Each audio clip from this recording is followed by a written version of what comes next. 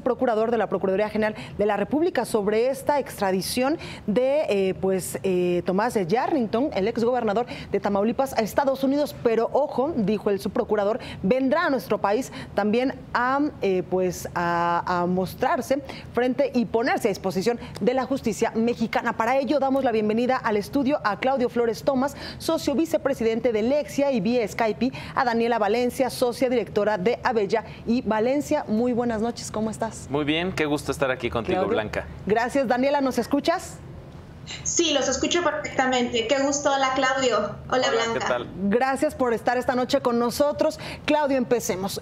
¿Qué lectura le podemos dar tú como analista político, como experto en estos temas, a la captura de Javier Duarte apenas el sábado allá en Guatemala, después de muchos meses de estar prófugo de la justicia, y que algunos legisladores ayer ya no lo decían en exclusiva para el financiero Bloomberg, que podía estar pactada, negociada esta captura? Mira, lo dices muy bien con el tema de esta sospecha que automáticamente tenemos los mexicanos, las mexicanas, frente a la captura de un personaje que se ha vuelto como el símbolo de la corrupción. Yo creo que la captura de Duarte es un tema muy espinoso que no le va a ser fácil digestión ni al gobierno federal. Ya ayer el presidente decía que no hay chile que nos embone, citando por ahí una fuente periodística que lo cita en una conversación privada.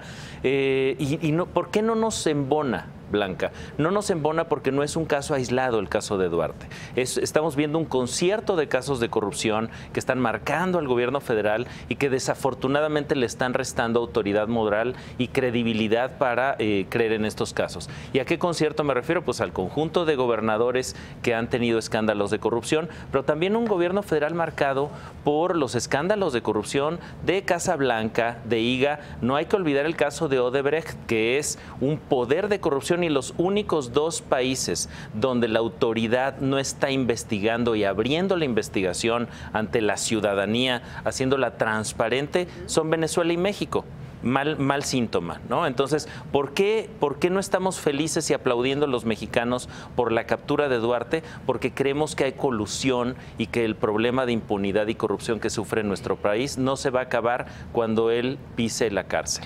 Exactamente. Daniela, buenas noches, gracias por estar esta noche con nosotros. Cuéntame cuál es tu apreciación sobre esto que ha pasado en los últimos días, sobre la detención de este exgobernador, uno de los más emblemáticos, me atrevería a decir, en materia de corrupción, de tráfico de influencias, de desvío de recursos públicos, que incluso ya hemos dado cuenta aquí en este espacio informativo, dejó en un bache bastante profundo en las finanzas públicas al estado de Veracruz. Daniela. Sí, mira, pues contrario a lo que algunos han argumentado de que la captura de Duarte puede tomarse como una cortina de humo que pudiera darle algún beneficio electoral al PRI, o como dijo Andrés Manuel López Obrador, que es un chivo expiatorio, yo considero que todo lo contrario, muy alejado a eso, de acuerdo con lo que dijo Claudio.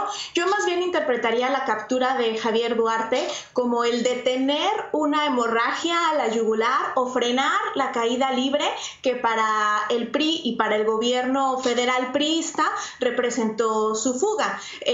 Lo explico más a detalle. ¿Por qué no puede considerarse una cortina de humo? Porque tendría que ser un político de otro partido para que de alguna manera pudiera ganarle votos a los candidatos que este año están compitiendo por alguna gubernatura. ¿Por qué no puede considerarse un chivo expiatorio, como dijo Andrés Manuel López Obrador?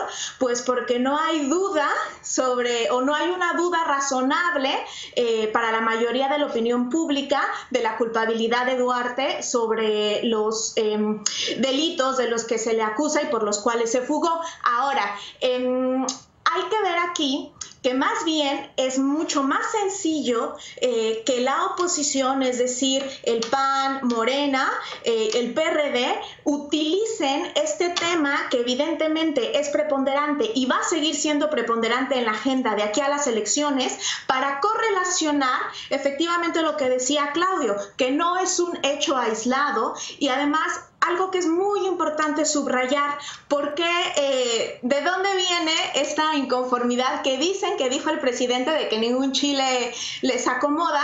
Pues lo que pasa es que la marca personal de Duarte está muy asociada a la marca institucional del PRI, en tanto que se esforzó mucho este partido en promoverlo como ícono de ese relato del nuevo PRI, pues que ya ha caído en una debacle. Exactamente, precisamente Claudio tocó, Daniela, un punto importante al principio de este sexenio, incluso cuando el presidente de México era todavía candidato a la presidencia de la República, sí nos hacía referencia a este nuevo PRI, a los nuevos rostros. Los presentó a todos, que están a punto de pisar la cárcel, varios de ellos. Y entre ellos estaba el exgobernador de Veracruz, Javier Duarte. ¿Cuál es el costo político de esto? Claudio, te quiero preguntar, ¿a quién beneficia? ¿Cuáles partidos? Ya nos lo decía hace unos momentos Daniela, pues los partidos de oposición pueden pues tener mayores beneficios de esta captura, o será el PRI gobierno. También había quienes decían que era un cartucho por una emergencia electoral. Exacto. Por el Estado de México, por Exacto. Coahuila y por otros estados que están en Exacto. elección.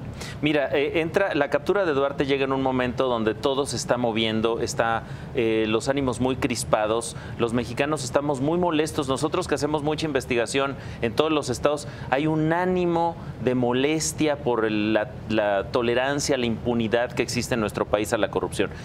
¿Quién se ve afectado y quién no? El gobierno federal se ve afectado. Pareciera que la presidencia no entiende que la marca, como bien dice Daniela, la marca de Javier Duarte está asociada al PRI y está asociada al gobierno federal. Es decir, Duarte se reconoce, Javier Duarte, como un amigo del régimen, como un amigo del PRI e incluso como un amigo del presidente, ¿no? Un amigo de los candidatos del PRI. Ahí estaban por ahí circulando muchas fotos, evidentemente, de Duarte con el presidente, con Enrique Ochoa, con Del Mazo. Entonces, le está haciendo daño al PRI. Ahora, se está viendo una estrategia para pasarle el costo a Andrés Manuel y a Morena por un supuesto desvío de recursos de Duarte hacia Morena. Yo creo que el gobierno federal no está entendiendo bien que, si bien pudiera haber cierta credibilidad en el ángulo de que no se entiende bien de qué vive Andrés Manuel, ¿no? Es muy difícil que le trasladen el costo político de un gobernador priista, ¿no?, emanado de las fuerzas del partido, que le vaya a hacer daño a Morena. Y un último punto, que es el PAN. El PAN, como bien dice Daniela, es de estos partidos de oposición que pueden capitalizar la captura de Duarte. Sin embargo, no olvidemos que también tienen colas que les pisen. Padres, que ya está en la cárcel y que fue igual o más corrupto que Javier Duarte. Hay que entender también que hay narrativas muy diferentes respecto a por qué se le está persiguiendo. La auditoría habla de 60,000 millones de pesos y la PGR, por lo que se ha publicado, 223 millones. Si son 223 millones, mañana Javier Duarte puede extender un cheque y liquidar esos 223 millones, Blanca. Exacto. Entonces, ¿qué va a pasar? ¿Qué va a pasar con Josefina, que tiene también por ahí 900 millones que le dio el gobierno federal para supuestamente apoyar a migrantes? El problema es que todo está salpicado de lodo. Perfecto. Daniela Valencia, ¿qué opinión tienes respecto a esto que nos ha comentado ya Claudio Flores Tomás sobre el costo político, a quién beneficia? Y también te quiero preguntar, ¿este cartucho no lo hubiesen quemado hasta el 2018, cuando la elección presidencial va a estar más reñida que nunca? Fue un buen momento. Mira, precisamente por eso es que yo que a quien más le urgía detenerlo y exponerlo a Javier Duarte era al PRI y al gobierno federal.